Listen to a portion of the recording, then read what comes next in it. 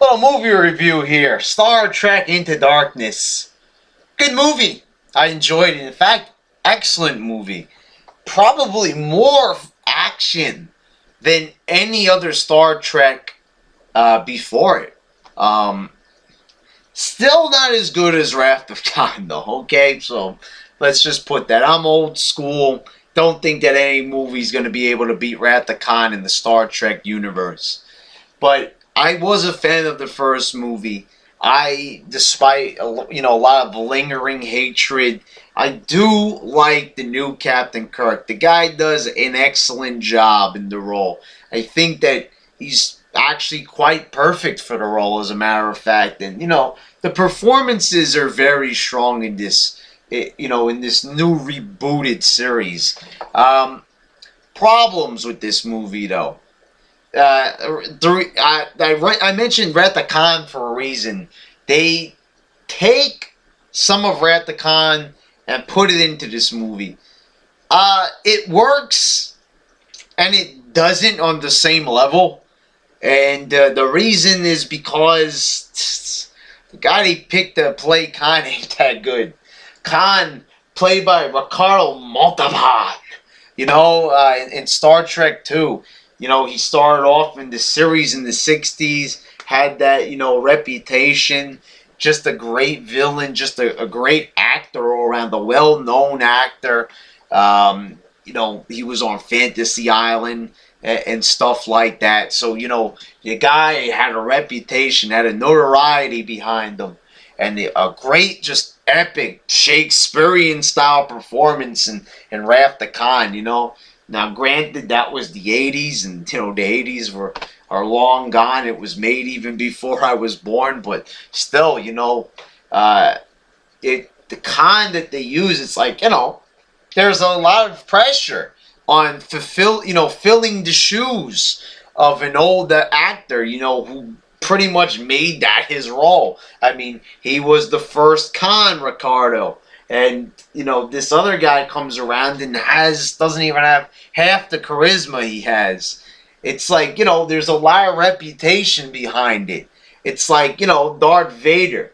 Someone comes around with a different voice and doesn't sound as good as James Earl Jones. Comes around and does that. Or someone's playing that, I hate to use another Star Wars reference, but say someone is playing Han Solo. They're going to make another Star Wars movie. Someone playing Han Solo, and he doesn't play it as well as Harrison Ford. You're not going to say that it's good because there's like a legacy behind it. And they got to live up to that legacy, or just about do it. You can't have exactly Ricardo Montalban. Just like, this new Kirk, he's not as good as William Shatner, but, he's almost there. He's pretty good. I mean, I'm a fan. I know a lot of people will disagree and bash me based on that, but I think he does a great job. But this new Khan, it's like it's a big thing. And the way they use him, I mean, he looks powerful and everything. And, the storyline itself is, it's cool in a way, that Kirk has to fight someone, that's part of the Federation, because he's so hell-bent on killing Khan, the other admiral. And, it's a little bit crazy that he's that hardcore that he'd want to fucking destroy a whole fucking crew of 72 people. It's basically he wants to take out Khan and, all his, like, super soldiers that are put inside torpedoes. The story's a little bit weird. Doesn't fully make sense. Then again, a lot of Star Trek stories and, in the movies and even in the TV series don't make a whole bunch of sense, but you kind of have to, like, find little things that are like, oh, I can kind of see this happening. A little bit, goofy when you think about, like, stuffing them inside torpedoes.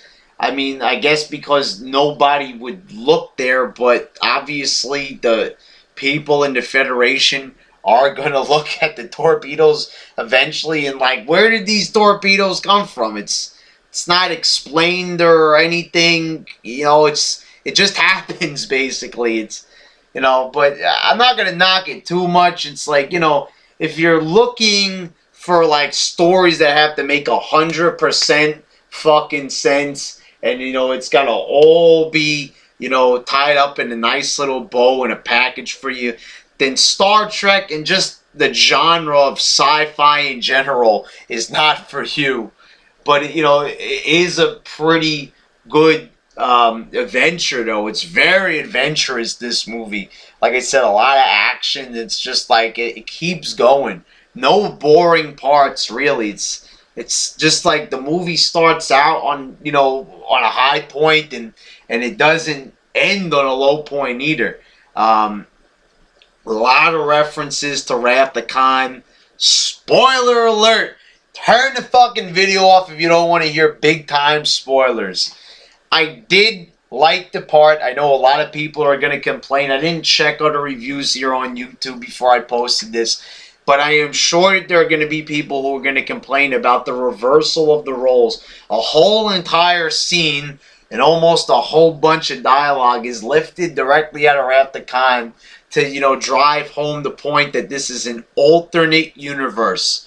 Now, I have talked about, you know, like in my Marvel movie and just comic book movie reboot video, that I'm not a big fan of reboots in general. But the thing is, it's like right here, this is, you know, if you're going to have an alternate universe, this works. They drive home that point, showing, you know, Spock again and all that, and that was good. You know, giving them tips on Khan and all that, and how to beat him, how tough of an opponent he is. And they really build him up. It's just too bad that the actor isn't that great. But the alternate universe really comes to light when you see fucking Spock trapped in the reactor core. You know, he not Spock, that's what happened in the first movie. It's Kirk. Kirk is trapped in a reactor core this time. This time Kirk saves the day, not Spock. He puts his body on the line. The thing is, it's the reversal of roles. You've got Kirk this time, you know, on the dying side of the door. And, you know, and you got Spock on the outside, and, you know, getting emotional. This part isn't as emotional or like, you know, like grab your heart, like, oh man, as it was in Wrath of Khan. It's okay. There's more emotion shown in, you know, in Wrath of Khan. Because, you know, those are the original actors, of course, but they do an alright way. And it's a big surprise, so, you know, I hope you clicked the video off when I told you there was going to be spoilers, because that is a big-time spoiler for this movie, especially if you're, like, you know, Star Trek enthusiast, and you've seen all the big-time movies that have come out and all that, so, that was done pretty well.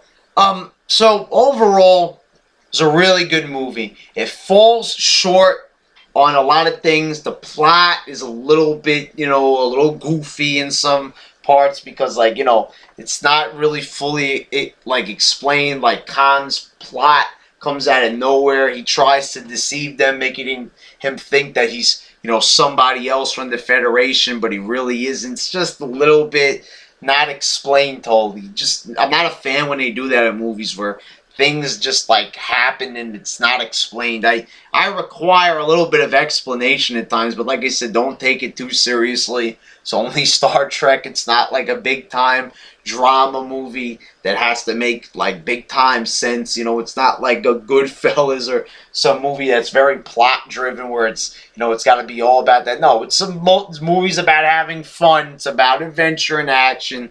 It doesn't have to make 100% sense. So yeah, good movie. I would recommend going to see it. It's better than the first Star Trek. Yes, it is. It's got more action, more entertainment. I think everybody is comfortable with their characters now. More, they've grown into them. Not that they weren't good in the first one, but you know, they've really come into their own. Like they look like a real crew. Like, this is acceptable to me. I could definitely accept this as, you know, the next generation of Star Trek. You know, it looks good. Anyway, good movie. Go see it.